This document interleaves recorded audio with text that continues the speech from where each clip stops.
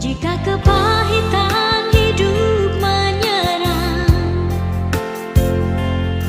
yakinlah bahwa masih banyak orang yang bekerja untuk kebaikan demi merajut dunia baru. Dalam kerendahan hati mereka,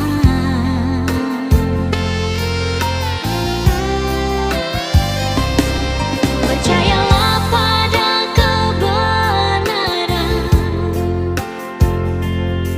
yang paling mulia dan terindah, dan percayalah bahwa Tuhan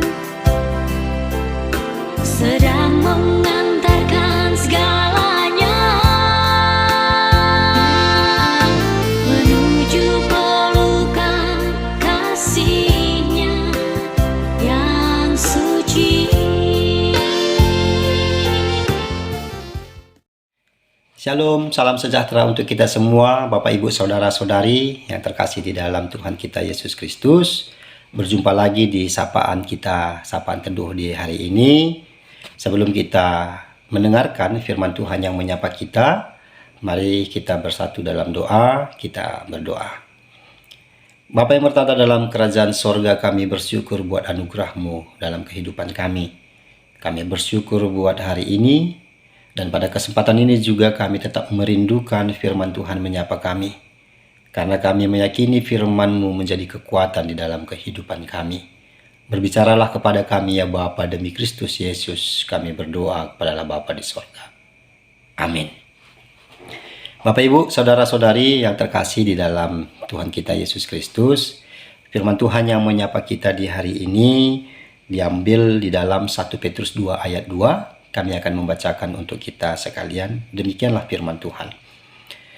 Dan jadilah sama seperti bayi yang baru lahir, yang selalu ingin air susu yang murni dan yang rohani, supaya olehnya kamu bertumbuh dan beroleh keselamatan. Bapak Ibu, saudara-saudari yang dikasihi oleh Tuhan kita Yesus Kristus, kita tahu bahwa salah satu tugas pokok seorang sales adalah bagaimana dia bisa meyakinkan orang lain untuk menyukai dan membeli produk yang ditawarkan. Dia akan memikirkan metode yang lebih baik, akan memikirkan metode yang lebih kreatif, supaya kita lebih yakin kita bisa membeli apa yang ditawarkan oleh sales tersebut. Demikianlah cara kerjanya. Sama halnya dengan firman Tuhan yang menyapa kita hari ini. Cukup menarik Petrus memberikan sebuah tawaran rohani bagi pendengar saat itu dan bagi kita pada saat ini. Jika kita melihat di ayat sebelumnya, di ayat 1, di mana Petrus menjelaskan bahwa produk manusia lama adalah hidup di dalam kejahatan, hidup di dalam tipu muslihat, dan hidup di dalam macam kemunafikan.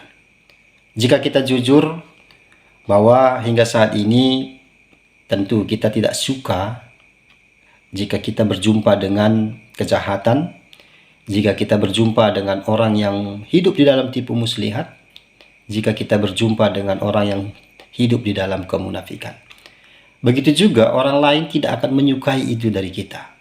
Dia tidak menyukai jika kita hidup di dalam kejahatan, jika kita hidup di dalam tipu muslihat, dan jika kita hidup di dalam kemunafikan.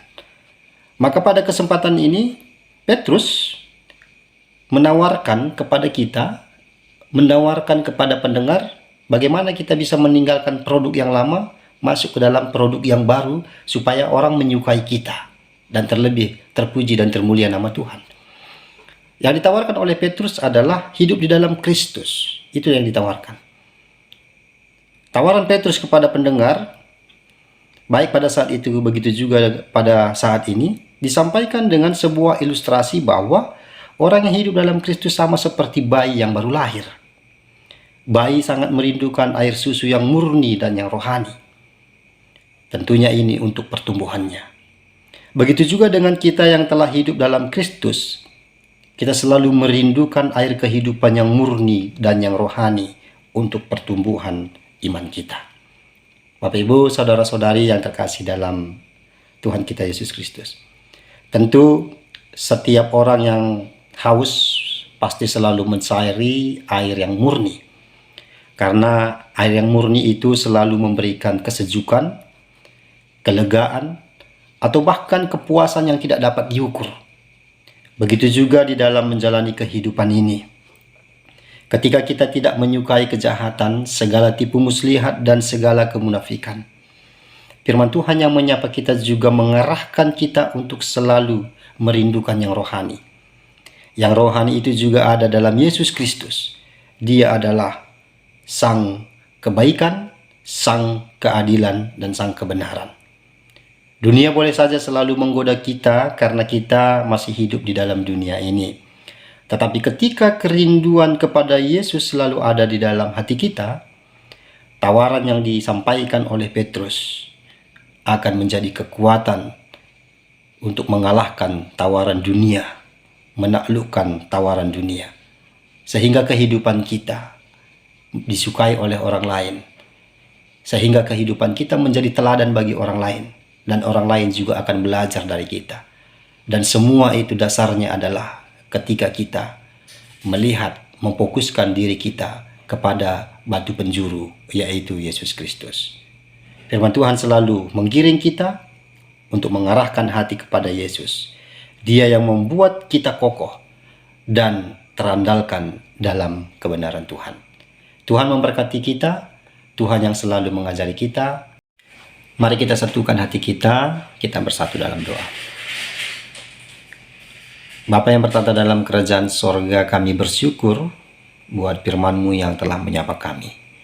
Biarlah Tuhan yang selalu mengarahkan kami, biarlah Tuhan yang selalu mengajari kami, sehingga melalui kehidupan kami nama Tuhan dimuliakan. Bapa, pada kesempatan ini kami sama-sama berdoa buat gereja Tuhan, GBKP Runggun Cililitan. Tuhan berkati setiap program pelayanan yang ada di gereja Tuhan. Tuhan berkati setiap serayan Tuhan yang Engkau pakai dengan setia melayani di GBKP Runggun Cililitan. Tuhan berkati pendeta kami, Tuhan berkati pertua diaken kami, Tuhan berkati juga pertua diaken emeritus kami. Tuhan berkati dalam kesehatan mereka, Tuhan berkati di dalam usaha-usaha mereka, Tuhan berkati juga keluarga-keluarga mereka. Bapak kami juga berdoa buat jemaat Tuhan yang terlibat di dalam pelayanan. Tuhan berkati pengurus kategorial, pengurus PJJ, guru KAKR, dan panitia yang ada di dalam mendukung pelayanan program gereja Tuhan. Tuhan tetap berikan kesehatan sehingga nama Tuhan dimuliakan melalui pelayanan-pelayanan yang dilakukan. Bapak kami mendoakan setiap jemaat Tuhan, baik Saitun, Mamre, Moria, Permata, KAKR. Berkati di dalam kesehatan mereka, berkati di dalam pekerjaan mereka, berkati keluarga mereka, berkati setiap usaha yang mereka perjuangkan. Terlebih pada kesempatan ini kami berdoa, mungkin ada jemaat Tuhan yang bergumul di dalam kesehatannya. Tuhan juga pulihkan, Tuhan jamah, sehingga mendatangkan sukacita karena anugerah yang datangnya daripada Tuhan. Terima kasih ya Bapa, inilah yang menjadi doa kami, dan kami akan sempurnakan doa ini seperti doa yang Tuhan ajarkan kepada kami. Bapa kami yang di surga, dikuduskanlah namamu, datanglah kerajaanmu, jadilah kehendak-Mu di bumi seperti di surga. Berikanlah kami pada hari ini makanan kami yang secukupnya, dan ampunilah kami akan kesalahan kami, seperti kami juga mengampuni orang yang bersalah kepada kami. Dan janganlah membawa kami ke dalam pencobaan, tetapi lepaskanlah kami daripada yang jahat. Karena Engkau yang punya kerajaan, dan kuasa, dan kemuliaan sampai selama-lamanya. Amin.